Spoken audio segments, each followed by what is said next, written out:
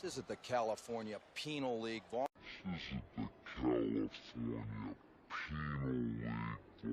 right, and we're back with another recap vid. Last week was a holiday, so I didn't make one. I'm sure those of you that watch these videos were just devastated that there wasn't a recap vid last Monday. You guys probably were just completely fucking lost, didn't know what was going on in the league. Anyways, this is where we left off in the last video. These were the standings heading into week 13.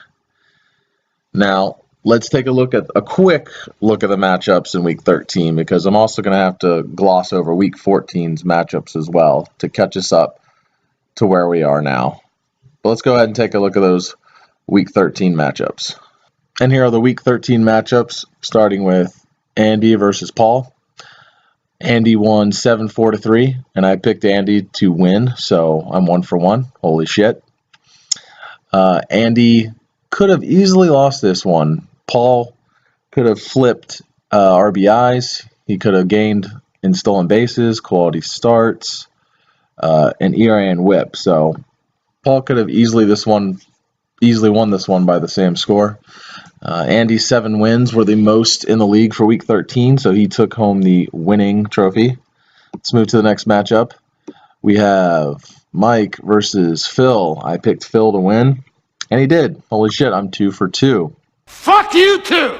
There was only a couple close categories, homers, quality starts, but nothing really Mike could have done to really turn this matchup around.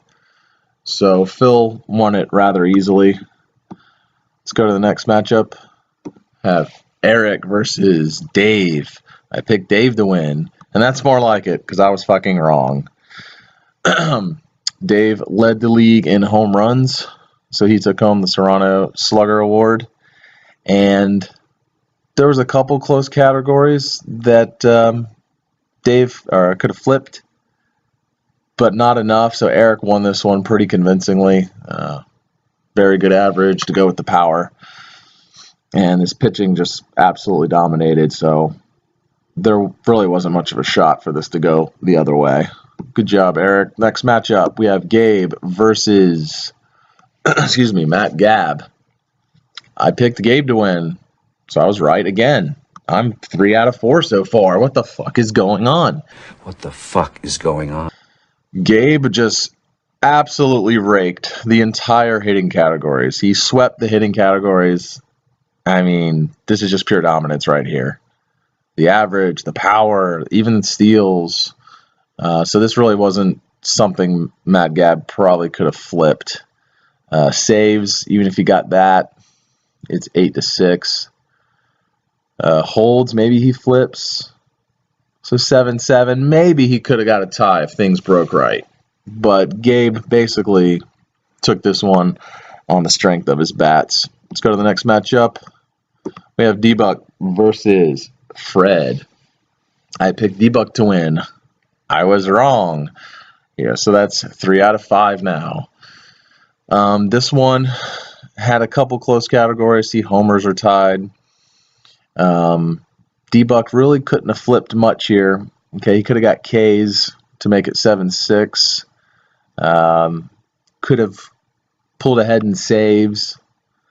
So there were a couple close categories where D-Buck could have possibly won, but Fred took a close matchup here.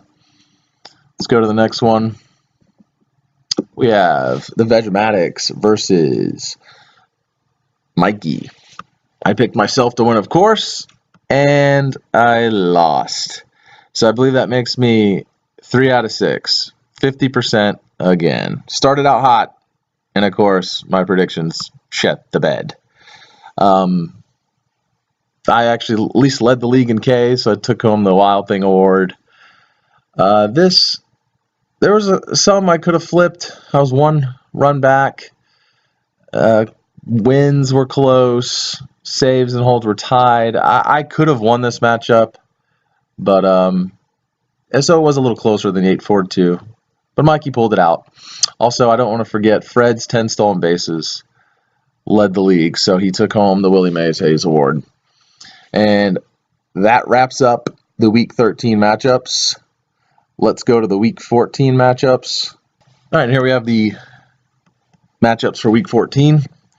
Here we have Paul versus Phil. Paul took this one 9-4-1. Phil had a chance if he had turned homers. You can see RBIs is close, OPS is close, Ks, Ws, holds. So this could have gone the other way, but Paul pulled it out 9-4-1. Let's go to the next matchup. We have Dave versus Andy, and this ended in a tie. So I'm not really going to go into this matchup. It's a fucking lame-ass tie. It pretty much, Dave took the majority of the hitting, and Andy took the majority of the pitching. Thus, resulted in a tie. Good matchup, to say the least. Let's go to the next one. You have Mike versus Eric. Eric pulled this out 7-6-1, squeaked it out. Mike took all the hitting categories except stolen bases. He absolutely raked with the 320 and all the power you see here. But then Eric took all of the pitching categories except for saves. Eric's 72 strikeouts led the league, so he took home the Wild Thing Award. And his 7 wins led the league, and so he took home the winning award. So good job, Eric, for squeaking one out. Sneaky fucking right. Let's go to the next one. We have Mikey versus Matt Gabb. Matt won this 9-4-1. Some categories of contention. Mikey maybe, well, he could have took home runs. He could have flipped stolen bases. Average and OPS and Ks were close. Yeah, this easily could have been flipped. So that 9-4-1 is a little deceiving, but good job, Matt Gabb, for pulling out the victory. Let's go to the next one. We have Fred versus Gabe. Fred won a close one, 7-6-1. Let's see where Gabe could have maybe flipped it. Let's see, quality starts right there. It'd be 7-7. So other than that, nothing is really that close. It could have easily been a tie, but Fred pulled it out by the skin of his teeth.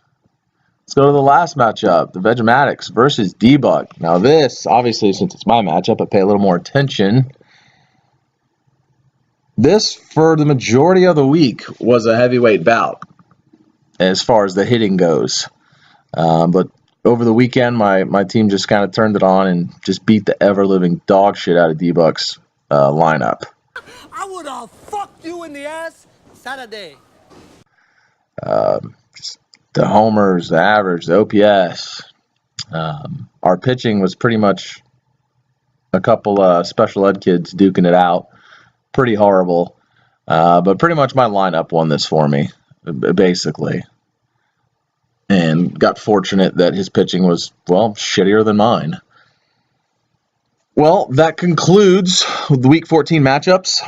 Now that we're all caught up, let's take a look at the standings heading into Week 15. All right, and here we have the Week 15 standings. We're at the All-Star break. As I said before, this is a long week. It's a 2-week matchup. And because of that, you get 14 ads. So remember that. You don't have to be frugal with your ads this week. So you'll play one person for about 10 days worth of games. All right, well, let's dive into the standings here. I remained on top. My average category rank did not change at all. Moving down to Andy, his standings stayed the same. Mikey, he actually went up one in the ACR standings, but still, it's a big discrepancy there. So he appears to still be getting some good fortune. Gabe stays at 4th. I actually moved down one in the ACR standings, but, I mean, 4th, 3rd, he's still close. Eric makes a jump up to 5th place in the regular standings. His ACR didn't change, so, he's about where he probably should be, quote, unquote. Fred made the biggest move, up 3 from 9 to 6. However, he's down 2 in the ACR standings. So somehow his team overall has performed worse, and yet he's won matchups. And I'm assuming other people have lost in front of him. And so now he's made the huge jump into the playoffs, up to 6. Now we have D-Buck. Hard times for league minimum lately. He's down 2 just outside of the playoffs and down just 1 in the ACR standings. So he's been a bit unlucky. Like our matchup, for instance, he ran into a team that was just hitting their dirty dicks off. But you can see number 4 in the ACR, like he should probably be higher than 7th. But it is what it is. Moving down to Paul.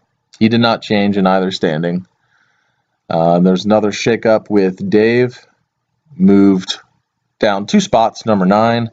But he actually moved up 2 spots in the ACR, which once again means he's getting tough fucking luck again. His team appears to be performing well, at least on average in the categories, but he just can't seem to find any luck with the W's. Then we have Phil, who stayed the same. Mike stayed the same, and Matt Gabb still hanging out, just chilling at the bottom. You can see all this damn red here.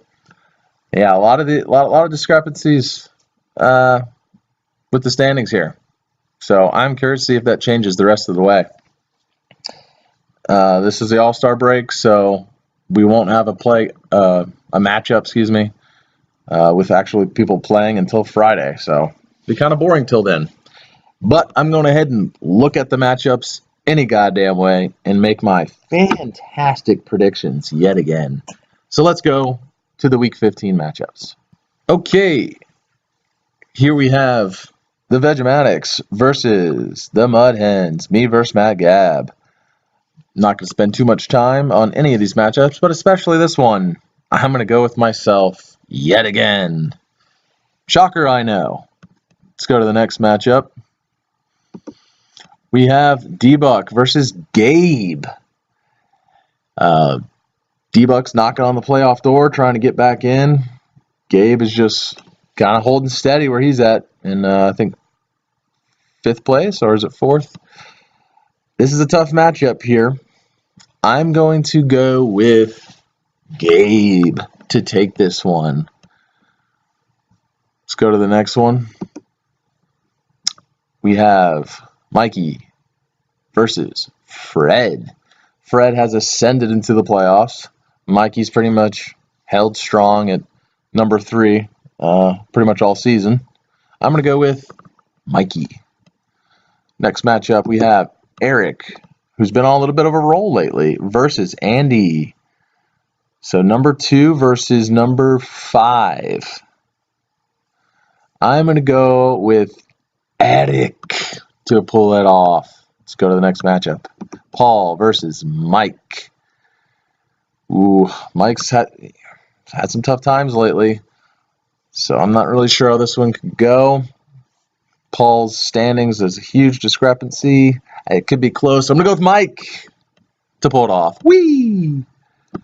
Final matchup, we have a couple of ballers and shot callers right here. Phil versus Dave. Well, I usually pick Dave, so I'm going to do it again. Dave gets some good fortune and finally wins. And that concludes my predictions. All right, well, this is a long fucking week, so it'll be a while before you see another one of these vids.